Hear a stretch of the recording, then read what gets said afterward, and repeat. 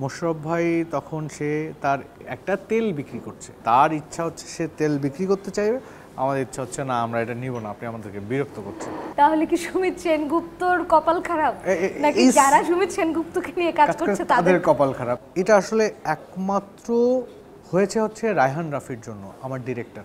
নাটক থেকে প্রথম ইনকাম 500 টাকা। ও হ্যাঁ, এই 500 টাকার গল্পটা আমি একটু শুনবো, পরের কোশ্চেনগুলোতে পরে যাচ্ছে, আগে আমি 500 টাকার গল্পটা শুনতে চাই। কে দিয়েছিল 500 টাকা আপনাকে, কোন ক্যারেক্টারের জন্য? খুবই মজার গল্প, খুবই মজার গল্প। Please share. আমি আসলে ডিজিটাল প্রোডাকশন নিয়ে পড়াশোনা করেছি, actually journalism and film media, ULAB থেকে। আমরা ইউল্যাব থিয়েটারে কাজ করতাম, তখন আমাদের থিয়েটারের উপদেষ্টা ছিলেন আমাদের খালেদ খান, মনে পড়ছে খালেদ খানের কথা? খুবই পপুলার গায়, দেখলেই চিনবেন। উনি প্যারালাইজ হয়ে গেছিল, তো উনি আমাদের থিয়েটার উপদেষ্টা ছিলেন।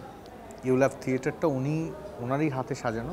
তো এরকম একদিন দেখি আমার এক বন্ধুর বন্ধু সে এসে ওই থিয়েটার দেখছে। লাইক থিয়েটার দেখাটা বলতে কি, যে আমরা আসলে থিয়েটারটা করি, আমাদের অত জায়গা ছিল না তো ইউল্যাবে, তো আমরা ওই অডিটোরিয়ামের এক সাইডে সবাই আড্ডা মারছে আর আমরা ওই থিয়েটার করছি ওখানে। তো তখন আমরা একটা থিয়েটার হবে, কোথায় যেন একটা মানে কি বলে ওটাকে, প্রতিযোগিতা হবে, আমরা ওটা পার্টিসিপেট করব, এই জন্য আমরা একটা প্রোডাকশন রেডি করছিলাম, যেটার নাম হচ্ছে বুড়ো শালিকের ঘাড়েরও। ঠিক আছে, তো এইখানে কারাতে মাস্টারের ওই ক্যারেক্টারটা আমি করছিলাম। আচ্ছা, ওই ক্যারেক্টারটা তো তখন হচ্ছে ইমরুল রাফাত, তো ও এমনি আমাকে ওখানে দেখে আমার ওই বন্ধুত্ব কথা হওয়ার পরে তখন আমাকে বলছে একটা ক্যারেক্টার করবি? বলছে হ্যাঁ করে দেখি।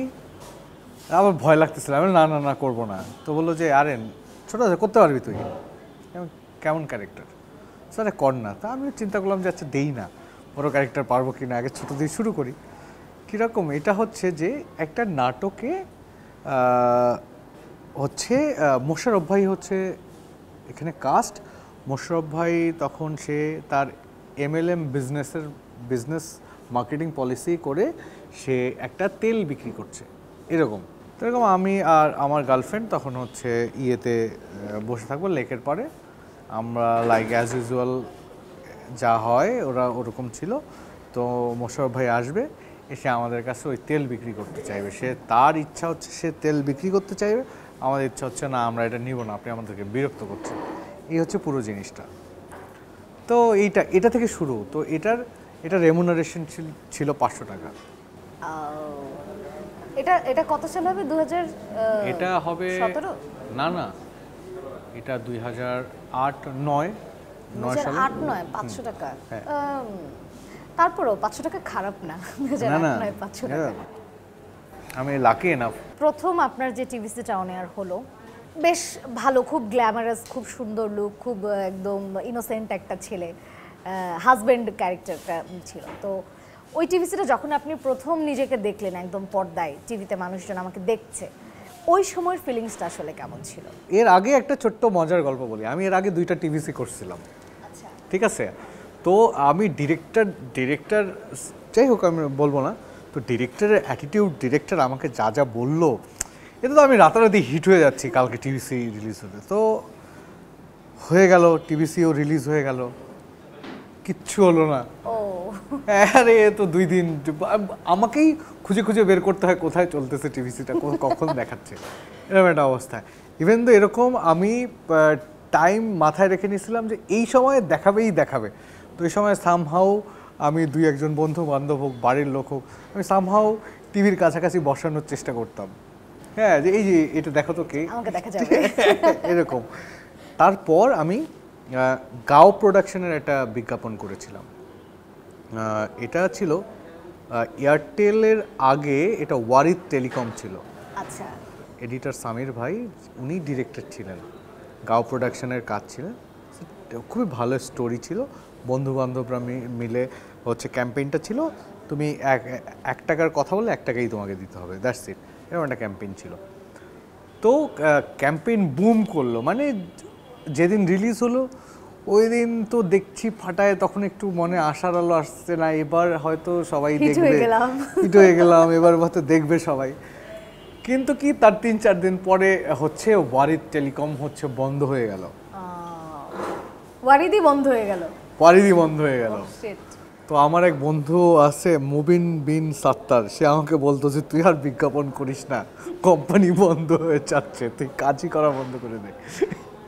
একটা মজার জিনিস, আমার না এরকম যখনই এরকম একটা করে ঝামেলা আসে, তার কয়েকদিন পরে এটা ভালো খবর আসে। হ্যাঁ, সামহাউ এটা আমার একটা ভালো খবর। তখন আমার এক বন্ধু আমাকে বলল যে একটা সিনেমার টিম নিবে, সিনেমাটা খুব ভালো হবে, টিমে ঢুকতে পারিস কিনা দেখ। তাহলে হ্যাঁ ঠিক আছে, ও আমাকে বললো, অ্যাড্রেস দিল, এই গেলাম। এটা হচ্ছে অনিকেত আলম, ডিরেক্টরের নাম হচ্ছে অনিকেত আলম। উনি টিচার ছিলেন ফিল্ম মিডিয়ার, স্ট্যামফোর্ড ইউনিভার্সিটির। তো উনি হচ্ছে ফিল্ম বানাচ্ছেন, এটা প্রডিউস করছে অটোবি। অটোবি ওনাদের একটা হাউস ছিল, যে প্রোডাকশন হাউস, নাম ছিল ফিল্ম কোম্পানি। আসলে আমি as a behind the camera কাজ করতে গেছি, অনেকেই অডিশন দিচ্ছে, আমাকে যে খুবই ইনসিস্ট করছে সিনেমায় আসার জন্য। এই ভদ্রলোকের নাম হচ্ছে একে রবিন, রবিন ভাই।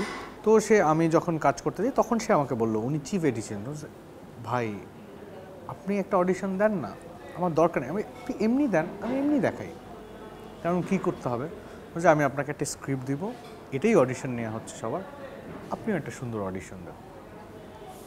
আমিও অডিশন দিলাম, সে ওই প্রাইমারি অডিশনটা দেখালো প্রডিউসার আর ডিরেক্টরকে, বললো যে হ্যাঁ থিঙ্ক করা যায় ওকে নিয়ে। আসলেই তারপরে একদিন প্রডিউসার, ডিরেক্টর আর টিম এদের সামনে অডিশন হচ্ছে, ফাইনাল অডিশন। ওই ফাইনাল অডিশনে 5-7 জন ছিল, তার সঙ্গে আমি ছিলাম। আমাকেও বলছে উনি, আপনি দেন।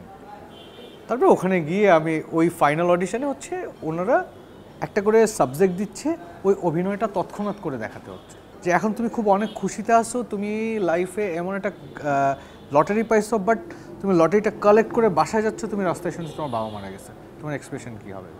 মানে যেগুলো বলছে ওই এক্সপ্রেশনটা তখনই এক্সপোজ করতে হচ্ছে। তো এরকম একটা ইয়ে ছিল। তো ওইটাতে তখন আমি কয়েকটা এক্সপ্রেশন এরকম এক্সপোজ করি, তো জানি না, তো তখন আমি সিলেক্ট হয়ে যাই। এই সিনেমাটার নাম ছিল শেষ নায়ক। এটা আসলে সালমান শাহর, বলতে হয় সালমান শাহর লাইফের একটা পার্ট নিয়ে আসলে সিনেমাটা বানানো। সেম সিনেমাটা এরকম শুরু করতে করতে গিয়ে 60% বন্ধ হয়ে গেল। তাহলে তাহলে কি সুমিত সেনগুপ্তর কপাল খারাপ, নাকি যারা সুমিত সেনগুপ্তকে নিয়ে কাজ করছে তাদের কপাল খারাপ? সেম আমার ওই বন্ধুর সঙ্গে দেখা, কিরে বেটা তোর সিনেমা কই, খুব তো গরম করলি মার্কেট, আমি সিনেমা বন্ধ হয়ে গেছে, বলছে আমি তোকে বলছিলাম তুই কাজ করিস না, তুই যেটা করবি সেটা বন্ধ হয়ে যাবে। ইভেন দাহকালও বন্ধ হয়ে গিয়েছিল, পরে আবার সেটাকে চালু করা হয়েছে।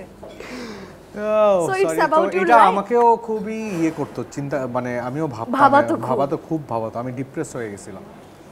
তারপরে এরকম আমার তখন হচ্ছে আমি অমিতাভ ভাইয়ের যে হাউস ছিল হাফস্টপ ডাউনে আমার কিছু ছবি দেয়া ছিল। আচ্ছা। তো ওয়ালিউল জনি নামে এক ভদ্রলোক, উনি আমার কিছু ছবি, উনি মডেল ব্যাংক ছিল ওনার একটা, তো উনি কিছু ছবি আমার নিয়ে রাখছিল যখন।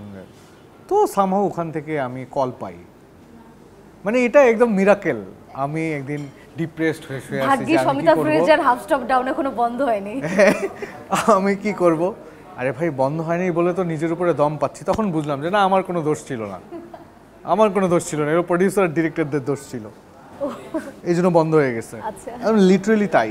তারপরে এটাতে আসা, এটার পর থেকে আসলে আমার সামনের ক্যারিয়ারটা ধীরে ধীরে ধীরে গ্রো করা। আর মাঝখানে আমার কিছু ভুল ডিসিশন ছিল, হয়তো আমার কাছে মনে হচ্ছিল যে আমি ওই সময় এত বড় ফেম আমার কাছে চলে আসছিল, আমি ব্যালেন্স করতে পারিনি, হয়তো আমার আর একটু ম্যাচুরিটি দরকার ছিল। তখন আমার এমন অবস্থা হয়ে গেছিলো, আমাকে কোনো যে ব্র্যান্ডের কাজ করতাম সেই ব্র্যান্ডরা আমাকে নিচ্ছিল না বিজ্ঞাপনে। মানে কেন তখন ব্র্যান্ডরা কেন? রাইট, এটা অনেক সিনেমা করছিলাম যে সিনেমাগুলো আসলে খুবই আন্ডাররেটেড। ওই সময় ওই পিরিয়ড অনুযায়ী ওটা একটু ভালো হওয়া দরকার ছিল। আমি এটাকে বলবো না যে আমার ডিরেক্টর প্রডিউসারের দোষ, আমি এটাকে আমার নিজের কাঁধেও নিচ্ছি, কারণ এটাতে আমি ইনভলভ ছিলাম, ওরকম ফিল্ম ছিল না, পারফেক্ট ছিল না ওই পারফেক্ট ছিল না।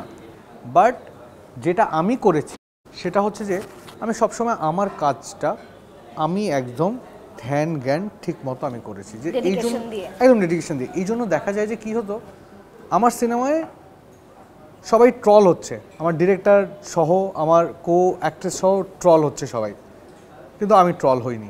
মানে এটা আমি হইনি খুব প্রাউডলি আমি বলছি না, হয়তো এটা আমার সৌভাগ্য যে ওখানে যতজন কাজ করেছে আমাকে হয়তো তার মনে হয়নি, তার হয়তো সামহাও আমার অভিনয় দেখে আমার চেষ্টা দেখে তার মনে হচ্ছে না একটু ছাড় দেই লোকটাকে, ঠিক আছে, একটু ছাড় দেই লোকটাকে, হয়তো এরকমও ডেডিকেটেড চেষ্টা করছে। হয়তো এরকমও।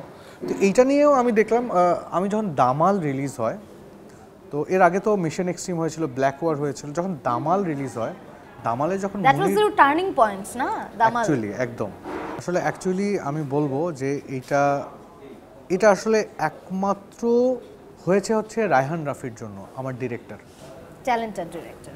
হ্যাঁ, আমি একটা জিনিস আমার মনে হয় আমি এটা আসলে সবসময় ফলো করি, ওটাই করার চেষ্টা করি, ওটাকে ভালোভাবে করি, যে হ্যাঁ এটা যদি সে বলে যে এটা পুরো মানে তার কথা শুনে যদি মনে হয় যে আমার এই জিনিসটা আমি যদি করি আমাকে খুবই বাজে লাগবে, তখন আমি তার সঙ্গে পরামর্শ করি, করে আমি ওটাকেই তার ব্যাপারটা থাকে সেটাকে আমি একটু সুন্দর করি, চেষ্টা করি। মানে পদ্মপুরাণ থেকে আমার যতটুকু মনে হয়, পদ্মপুরাণ থেকে কিন্তু আপনি আস্তে আস্তে ফোকাসে আসা শুরু করলেন, একদম লাইমলাইটের দিকে আসা শুরু করলেন। তারপর থ্যাঙ্কস টু গিয়ে রাশেদ পলাশ আমাকে কাস্ট করার জন্য পদ্মপুরাণে। তো তারপর হচ্ছে আমরা যখন ওই দামালের যখন আসলে আমি দামাল যখন করব, তো তখন আমার কাছে মনে হচ্ছিল যে আমি খাই না, অনেক দিন খেতে পাচ্ছি না, আমার কাছে একটা খাবার আসছে, আইদার যদি আমি এটাকে বাজেভাবে খাই তাহলে আমার আর কোনোদিন খাবার জুটবে না, আর আইদার যদি আমি এটাকে সুন্দর করে খাই তাহলে এটা নিয়ে আমি অনেক এনার্জি পাবো, তো আমি এটাকে কী করব। তো তখন অনেক কনফিউজ ছিলাম, অনেক কিছু ছিলাম।